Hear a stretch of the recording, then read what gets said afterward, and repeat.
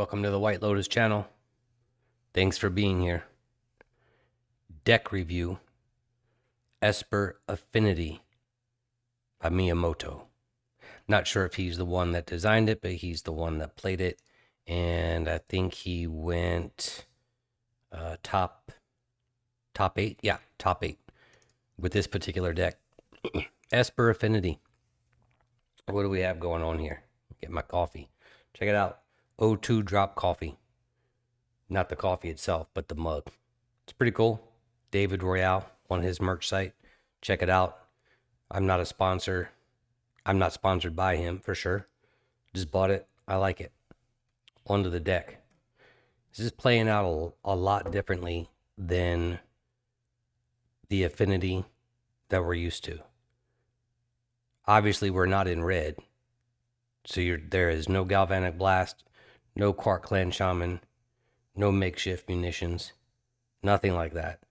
And if you look at the deck as a whole, there's really not a lot of interaction with the opponent whatsoever. It kind of plays out like a Bogles deck, sort of. Not entirely, but sort of. Let's take a look at the curve. 1s and 2s. Frogmites can, Enforcer. We've talked about it before. It's a lot lower on the curve. Occasionally you have to pay more than you'd like. But essentially you get 1, 2, 3. I'd say it tops out at 3. 19 lands. Here's the issue that I have with the mana base. I don't think it has enough white sources. It's got 12. You have 2 and 3 is 5. Plus 3 is 8, and 4 off of Deadly Dispute is 12. 12 is the minimum requirement for splashing a color. I'm not sure if we're just splashing a color, though. I think it's more than just a splash. Blacksmith Skill, Spirit Link, All That Glitters, Heliod's Pilgrim. It's more of a blue splash than a white splash. We only have 6 blue cards. We have 9 white cards. But we have less white sources than we do other sources. I think it needs more white sources personally. I'd like to see maybe 14.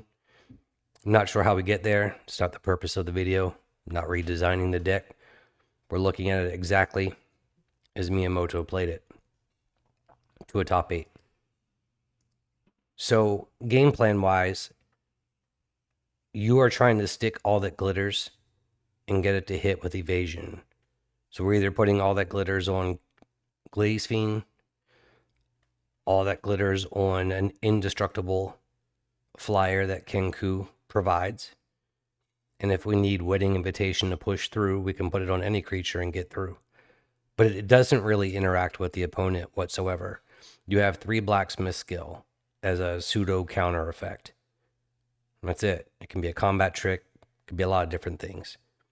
But mainly it's just 3 cards that prevents one of your creatures from being removed. Target permanent, actually, so it's anything that's on the board. So it's pretty simple game plan, right? Reckoner's Bargain's missing. So we have 3 Wellspring, 4 Dispute. It does not have the card velocity or card advantage that your normal Grixis Affinity build has. It's got card draw for sure, but it just really doesn't interact with the opponent for the most part. Your whole game plan when you're playing this deck is get All That Glitters on a creature, swing for a whole lot. You'll see that in some of the gameplay. Sideboard, 4 Hydroblast for your anti-red decks. Turn aside for those decks that are trying to wreck your mana base. That's the biggest vulnerability to Affinity, in my opinion. There's a lot of red in the format. Boros Synth is relatively popular, so there's some white out there. White and red, this just wrecks a mana base in a big way. So that's the drawback. If you get lucky and you can go off, great. But if you start running into a lengthy game with decks in those colors, they are attacking the mana base, and you'll see that one of the games that we play too. So it's turn aside to protect your mana base or your creatures, so you would have 6 pseudo counter spells. Negate, sure. 3 Duress. Try to hit their hand before they wreck your base. Chainer's Edict for your UB Terror matches, Bogles, Nile Spellbomb for the graveyard decks. Pretty simple deck to play. Again, you're just trying to get all that glitters on a creature, get it to stick, swing, maybe unblockable, done. If somebody destroys it, you've got an extra, not destroys it. If you haven't found it, you do have a Heliod's Pilgrim to go search for it. Maybe that should be Auramancer, I don't know. But the deck plays out pretty well. You can have some pretty silly starts. If the opponent is not playing a very interactive deck, it's pretty easy to get the match win. But you'll see it in the gameplay. Very easy deck to pilot. Hope you enjoy what you see. Match 1, Game 1, unknown opponent. I'm not going to show the entire match right now. We're just trying to capture what the deck does. Opening hand, we don't have all that glitters, but we do have some explosiveness with the frog bites. So it's a keep. Let's go. Up against Bogles. So it's a race right now, right? All the glitters off the top is great. But at the end of the day, if they get Armadillo Cloak, it's going to be a difficult win. They would essentially, we have no way to interact, right? One of the cards, there's a lot of cards in the format. Let me just pause it for a second. There's a lot of cards. There's so much sideboard hate. It just makes any when you play this deck, that's the risk that you're going to run. Standard Bearer nullifies all the glitters, right? As well as other gate decks. Sometimes I wonder if this deck should run it. But you have Destroy Evil. There's a second part of that text, right? Destroy creature power 4 or greater or enchantment. Revoke existence. Whole lot of cards. Dust to Dust. Cast into the Fire. There's a whole lot of things. Game 1 is the easiest of games. Game 2 and 3 against certain color decks are the hardest. Explosive start for turn 2. 8 power on board. Ancestral Mask is not that big of a deal. Not for us. It's Cloak that we're trying to avoid. Being patient here. We want to get Glaze Fiend into play and all the glitters on the Glaze Fiend. And you'll see how it gets a little bit out of control.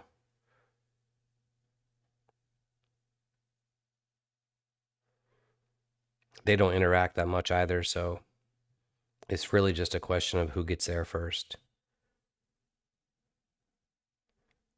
So we've got Glaze Fiend at a 12-13 flying on turn 4.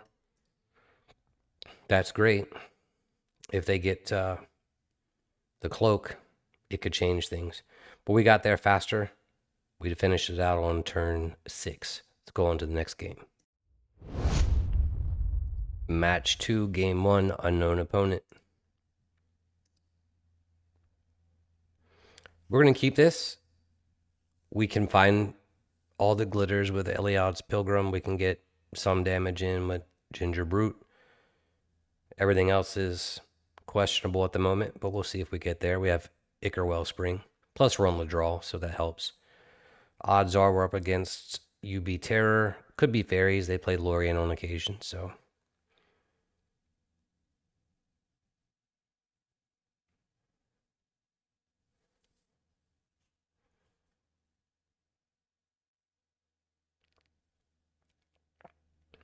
Not much going on yet.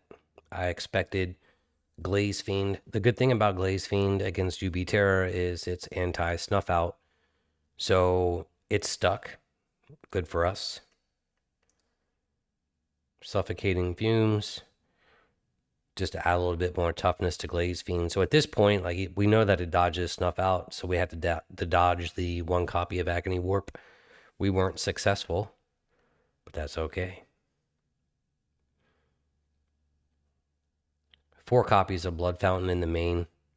Mainly it's you want to hit, if you get a good Glaze Fiend to stick, multiple Blood Fountains on a turn can get pretty ridiculous. But it gets everything out to back out of the graveyard. Swing for 9. Not the creature we necessarily want it with. I don't Deadly Dispute here. If you have the mana, the way I play the deck against certain decks, it's kind of like Affinity with Deadly Dispute and Reckoner's Bargain. They're kind of holding up 2 sources of mana, 1 black, to sack. And that's what we're prioritizing here. He doesn't block. I assume he has no other creatures, so we got there.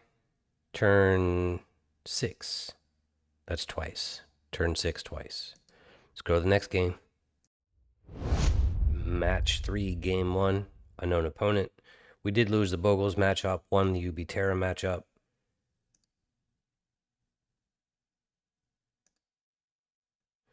We're going to keep this opener. Glaze Fiend and a Wedding Invitation goes well together, especially if we get there other ways. Was really glad that that wasn't bolted, blasted, or anything else.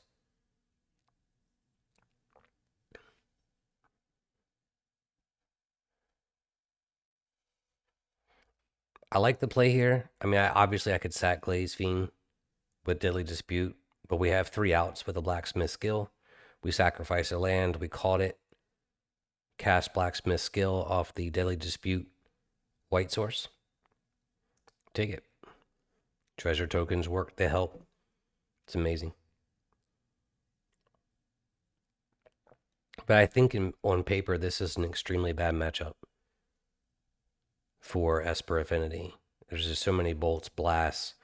You have, depending on the version that you run, you have Dawnbringer Cleric, and then game 2, game 3 is going to get that much worse because they have that much hate. Again, prioritizing the mana to sack, trying to get there.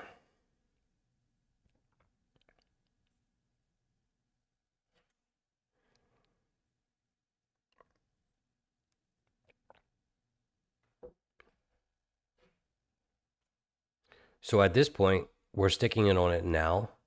Mainly, if we tried to wait until it was our turn to attack and then stick all the glitters on there, if he's got a Gal Blast, we have no way to protect it.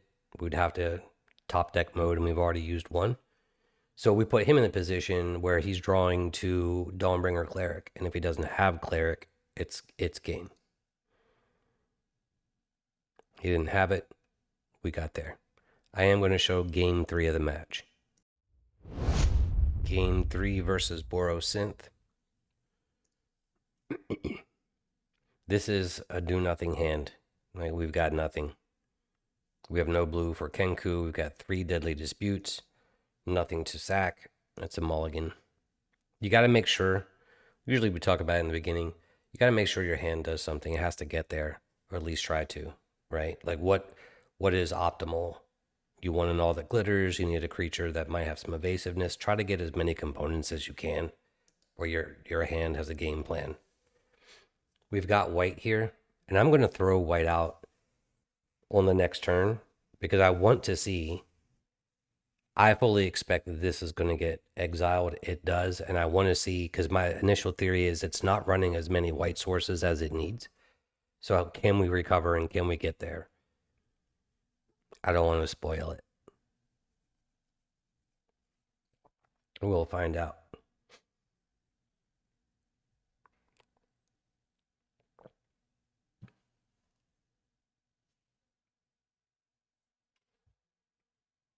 Like, if we have a white source right here, we get all the glitters on Ginger Brute and can attack. Unblockable. A lot of damage gets through. Maybe we lose it on the next turn, but a lot of damage gets through. Doesn't happen.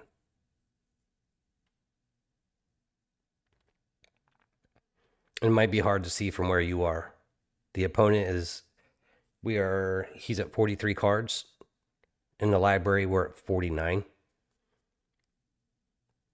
This deck does not have the card velocity that the other affinity decks do. Now here, I just discard a card. We already have all the glitters, so there's no point. If I'm trying to save a creature or find something, we don't need Eliot's Pilgrim to find the aura that we already have. So we're using the blood token to maybe save this card. Although it's not good for us. They're 5 cards now, 4 cards deep. 41 cards left in the library, just getting smoked on card advantage. And we don't have white.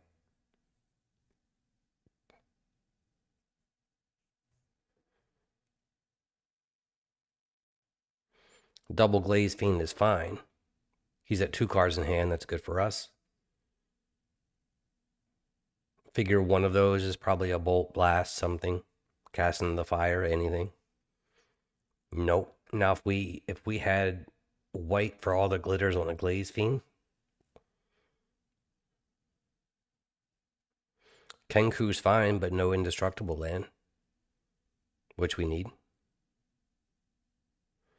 So the deck has vulnerability, and to me it is a big vulnerability. G2, G3 against certain decks, extremely difficult at times.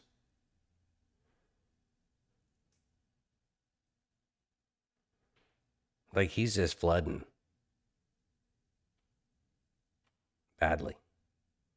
He's got 1 card in hand.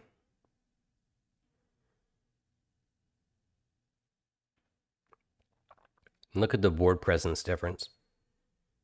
I mean, that's something.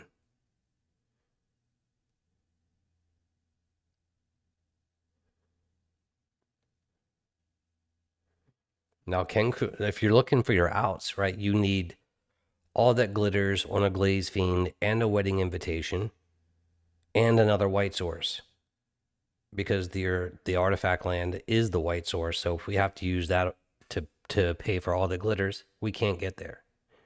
So actually, we need Ancient Den, Wedding Invitation, and that would be it. Now it's like, oh, maybe we get there, right?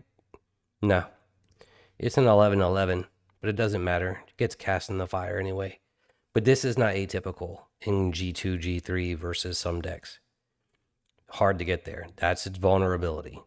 It's always been Affinity's vulnerability. But this deck is a little bit maybe more vulnerable because there's not a whole lot of ways to interact. We have 6 cards and some sack effects for these games. So anyway, I hope you enjoy it. Thanks for being here. Stay safe and be well.